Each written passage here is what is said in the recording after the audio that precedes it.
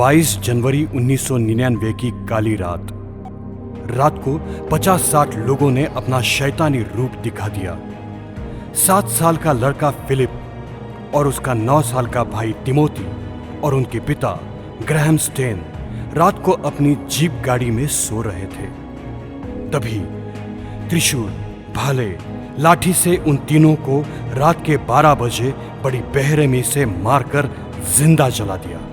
वो सभी बजरंग दल के कार्यकर्ता थे। उस समय पूरी दुनिया ने इस बात का निषेध किया था कि 7 साल के और 9 साल के लड़के को इतनी क्रूरता से मारा, ये सोचते हुए भी दिल कांप उठता था।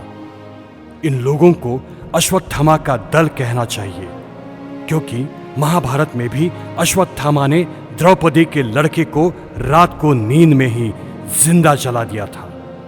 उस समय विश्व हिंदू परिषद के लोगों ने मारने वाले मुखिया दारा सिंह के मां का सत्कार किया था और 25,000 रुपया देकर कहा कि आपके बेटे ने बहुत अच्छा काम किया है।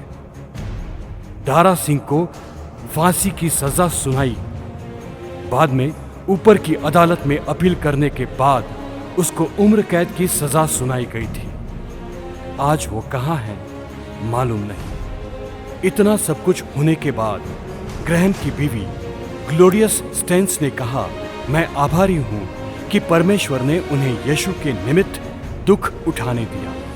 मैं सच्चे दिल से प्रार्थना करती हूं कि पिता उनको क्षमा करें, क्योंकि वो नहीं जानते वो क्या करते हैं। ग्रैहम स्टेन्स अपनी 22 साल की उम्र में ऑस्ट्रेलिया से भारत में उड़ीसा राज्य में मयूरभुज गांव में आए थे।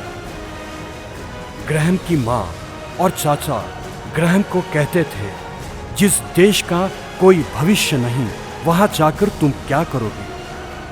आज से 50-60 साल पहले भारत बहुत गरीबी और दरिद्रता में जी रहा था। कुछ भी तरक्की नहीं थी। उस समय कुष्ठ रोग यानी लेप्रोसी एक महाभयंकर बीमारी पूरे देश में फैल रही थी। उड़ीसा में ग्रैहम स्टेन्स, महाराष्ट्र में बाबा आमटे और अमरावती में शिवाजीराव पटवर्धन लेप्रोसी के लिए काम करते थे। यह बीमारी जिन लोगों को हो जाती थी, उन्हीं के परिवार वाले उनको घर से निकाल देते थे, क्योंकि उनके शरीर से बहुत बदबू आती थी।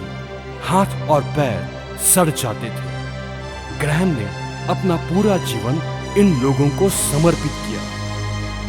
30 साल भारत में रहने के बाद वो भारत के नागरिक बन चुके थे। उनकी ग्लोरियस नाम की बीवी, बड़ी बेटी ऑयस्टर और फिलिप और टिमोथी, ये 2 बेटे थे। सभी परिवार के सदस्य इन बीमार लोगों के लिए काम करते थे। भारत सरकार ने ग्रैहम स्टेन्स को पद्मश्री पुरस्कार से सम्मानित किया था। ग्रैहम स्टेन्स के मरने के बाद सभी कुष्ठ रोगी लोग अनाथ हो चुके थे।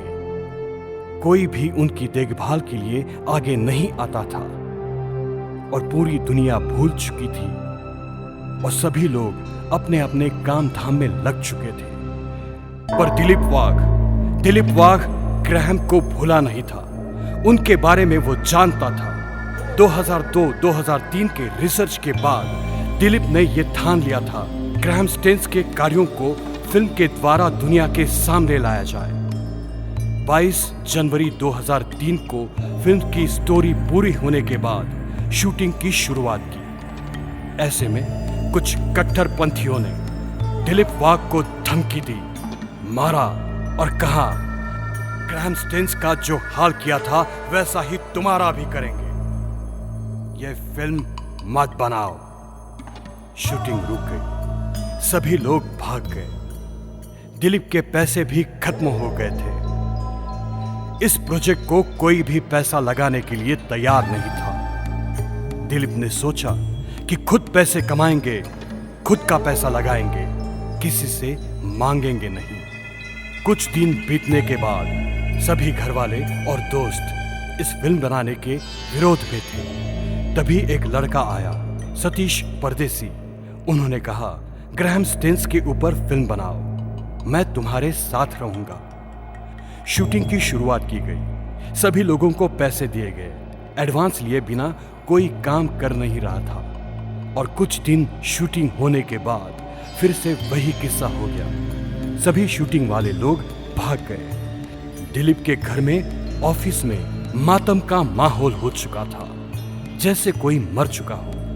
फिल्म की वजह से दिलीप का कंपनी की ओर कुछ भी ध्यान नहीं था। कंपनी घाटे में जा रही थी। बहुत सारे एम्प्लॉइज कंपनी छोड़ चुके थे। दिलीप को मानो फिल्म बनाने का जुनून सवार हो चुका था। किसी और काम में ध्यान नहीं लग रहा था। ऐसे में नासिक के ही डायरेक्टर दीपक शिवदे ने कहा, सर, फिल्म का काम शुरू करते हैं, आप टेंशन मत लो। दिलीप ने कहा, मेरे पास पैसा नहीं है। दीपक ने कहा, सर, आप तारीख डिक्लेयर कर दो। सर, आप कर सकते हैं, आपको तीसरी बार हारने नहीं देंगे। शूटिंग की तारीख डिक्लेयर कर दी गई। सभी के सभी नए कलाकार लिए गए। तब तक दिलीप की बीवी रोहिणी को मालूम ही नहीं था। दिलीप की भागदौड़ देखने के बाद बीवी रोहिणी ने कहा, पैसे कितने हैं तुम्हारे पास? दिलीप ने कहा, कुछ भी तो नहीं। तो शूटिंग कैसे करोगे?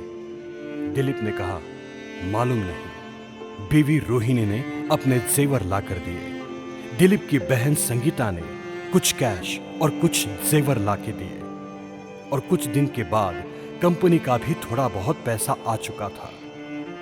शूटिंग की शुरुआत हो चुकी थी और अब किसी भी कीमत पर यह शूटिंग बंद नहीं होने देंगे, ऐसा सभी ने ठान लिया था। ऐसे में दिलीप की बीवी की बहनों ने और कुछ रिश्तेदारों ने अपने पैसे और जेवर लाकर दिलीप को दिए।